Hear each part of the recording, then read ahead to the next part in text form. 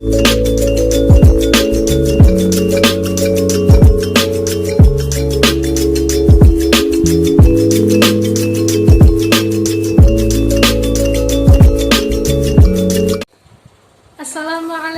warahmatullahi wabarakatuh. Alhamdulillahirrabbilalamin. Wassalatu wassalamu ala asrofil anbiya'i wal mursalin Sayyidina wa maulana Muhammadin wa ala alihi wa sahbihi ajma'in, amma ba'd. Allahumma sholli ala Sayyidina Muhammad wa ala ali Sayyidina Muhammad. Anak-anakku yang sholih dan anak-anakku yang sholihah yang sedang di rumah saja, bagaimana kabarnya hari ini? Semoga kita semua senantiasa dalam lindungan Allah Subhanahu wa taala. Amin ya rabbal alamin. Anak-anakku yang sholih-sholihah, pada kesempatan kali ini kita akan belajar pendidikan agama Islam dan budi pekerti kelas 5, pelajaran pertama yang bertemakan mari belajar Al-Qur'an surah At-Tin. Nah, sebelum kita memulai pembelajaran hari ini, mari kita awali dengan membaca doa sebelum belajar. Bismillahirrahmanirrahim. Raditu billahi robba wa bil islami dina wa bi Muhammadin nabiyya wa rasula. Rabbi zidni ilma warzuqni fahma. Amin ya rabbal alamin.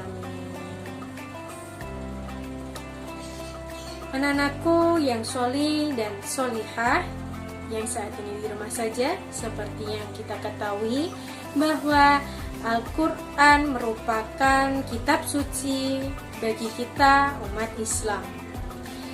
Salah satunya surah At-Tin.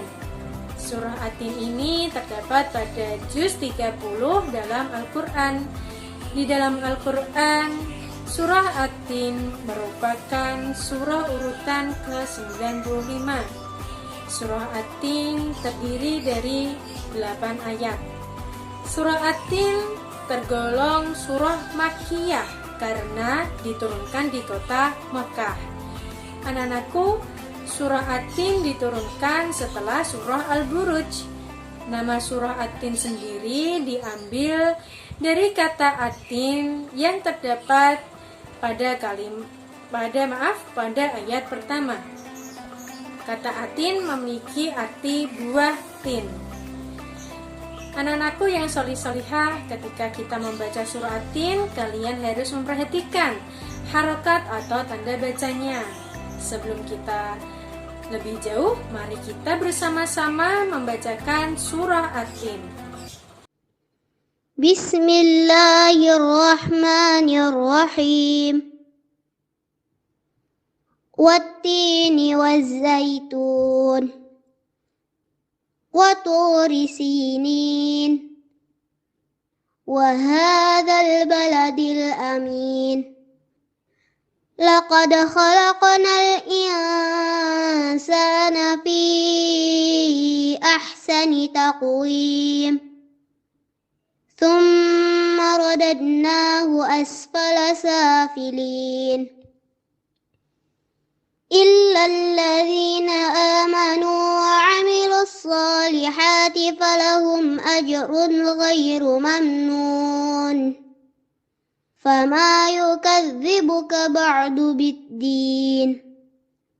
أليس الله بأحكم الحاكمين.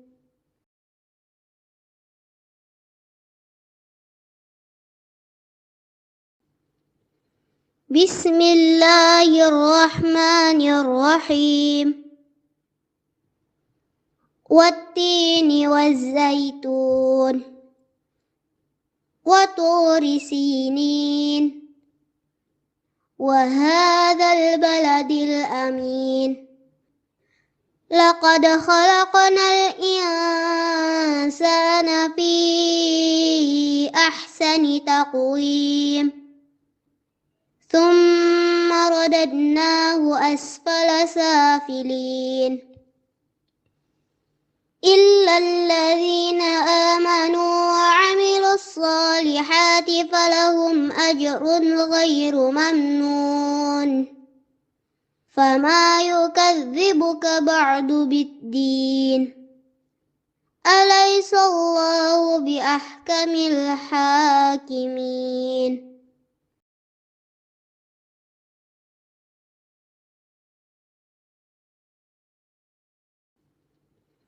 بسم الله الرحمن الرحيم والتين والزيتون وطور سينين وهذا البلد الأمين لقد خلقنا الإنسان في أحسن تقويم ثم رددناه أسفل سافلين إلا الذين آمنوا وعملوا الصالحات فلهم أجر غير ممنون فما يكذبك بعد بالدين أليس الله بأحكم الحاكمين صدق الله العظيم. Nah, anak-anakku yang solih dan solihah, sudah kita bersama-sama membacakan surah At-Tin. Nah, untuk itu sekarang mari kita membahas apa arti dan apa isi kandungan dari surah At-Tin ini. Adapun ayat yang pertama yang memiliki arti demi buah tin dan buah zaitun. Maksud dari ayat ini adalah surah ini diawali dengan sumpah Allah Subhanahu wa taala atas nama buah tin dan buah zaitun. Tin sendiri adalah pohon yang terdapat di surga, yaitu tempat di mana Nabi Adam dan Hawa bernaung, ketika Nabi Adam dan Hawa ini tergoda rayuan setan agar mau memakan buah khuldi. Seperti yang kita ketahui bahwa Nabi Adam dan Hawa dilarang oleh Allah untuk memakan buah tersebut, tetapi mereka melanggar. Ketika Nabi Adam dan Hawa memakan buah khuldi, seketika baju yang mereka kenakan terlepas. Nah, daun dari pohon tin itulah yang menutupi tubuh mereka yang telah terlepas dari baju mereka. Kemudian buah zaitun. Di sini zaitun adalah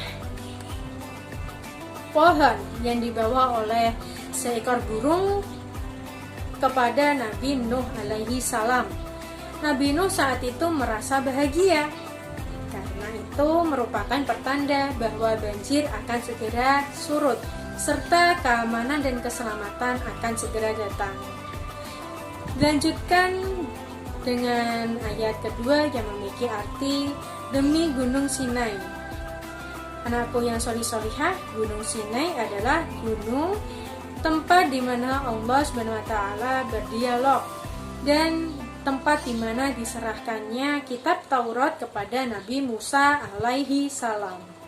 Dilanjutkan arti ayat ketiga dan demi negeri Mekah yang aman ini. Ayat ini menggambarkan negeri yang aman, yaitu di sini dijelaskan negeri yang aman adalah kota Mekah.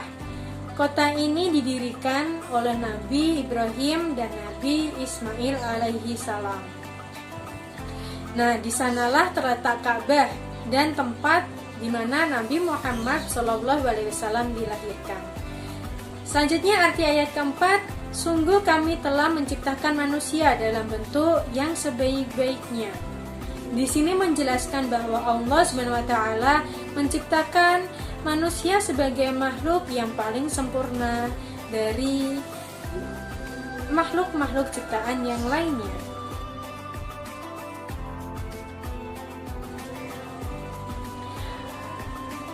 Nah, anak-anakku yang solih-solihah, selain dapat berbicara, mendengarkan, dan melihat, manusia juga diberikan Allah SWT akal, pikiran, serta hati. Selanjutnya arti ayat kelima, yang memiliki arti kemudian kami kembalikan dia ke tempat yang serendah-rendahnya. Maksud dari ayat ini adalah manusia yang tidak menggunakan akal pikirannya untuk berpikir dan tidak menggunakan hatinya untuk menerima kebenaran, maka sesempurna tubuhnya, sesempurna bagian-bagian anggota badannya, tetapi ia merupakan manusia yang hina di hadapan Allah SWT dan tergolong sebagai calon penghuni neraka. Na'udzubillah min dzalik. Semoga kita semua tidak termasuk golongan tersebut. Amin. Selanjutnya arti ayat ke-6, yakni kecuali orang-orang beriman dan mengerjakan kebajikan, maka mereka akan mendapatkan pahala yang tiada putus-putusnya. Nah, di sini anak-anakku, maksud dari ayat ini adalah ayat yang memberikan penjelasan bahwa untuk orang-orang yang beriman diberikan pengecualian. Jadi, anak-anakku, di sini orang-orang yang beriman dan bertakwa kepada Allah SWT, mereka akan mendapat pahala yang tiada henti-hentinya. Dan yang paling istimewa dan paling utama adalah mereka akan kekal di surga dengan penuh rasa bahagia. Masya Allah, semoga kita termasuk golongan tersebut ya anak-anakku. Selanjutnya arti ayat ke-7, maka apa alasanmu wahai orang kafir mendustakan hari pembalasan setelah adanya bukti-bukti itu? Maksud dari arti ayat ke-7 ini adalah setelah itu Allah SWT mengutus Nabi Muhammad SAW dengan menyampaikan wahyu yang artinya mengapa orang-orang kafir tidak mau percaya kepada Allah SWT dan adanya hari pembalasan. Bahkan mereka mengingkari kebenaran itu benar-benar ada. Nah, selanjutnya ayat yang terakhir, yakni ayat ke-8 yang memiliki arti bukankah Allah hakim yang paling adil. Nah, maksud dari ayat ini adalah seadil-adilnya hakim hanyalah Allah SWT. Allah SWT akan memberi balasan kepada setiap manusia sesuai dengan amal perbuatannya. Lantas, mengapa mereka tidak menyadarinya? Betapa ruginya mereka yang tidak percaya kepada kebenaran tersebut. Nah, anak-anakku yang sholih-sholihah, dimanapun kalian berada, semoga kita semua dapat menjaga apa yang telah Allah SWT berikan kepada kita, seperti anggota badan yang kita miliki, akal pikiran yang kita miliki, semua apapun yang telah diberikan oleh Allah SWT kepada kita, mari kita manfaatkan dan kita pergunakan dengan sebaik-baiknya, yaitu dengan cara apa? yakni dengan cara meningkatkan keimanan dan ketakwaan kita kepada Allah SWT. Nah, anak-anakku, sekian pembahasan materi hari ini, semoga bermanfaat. Bila taufik wal hidayah, wassalamualaikum warahmatullahi wabarakatuh.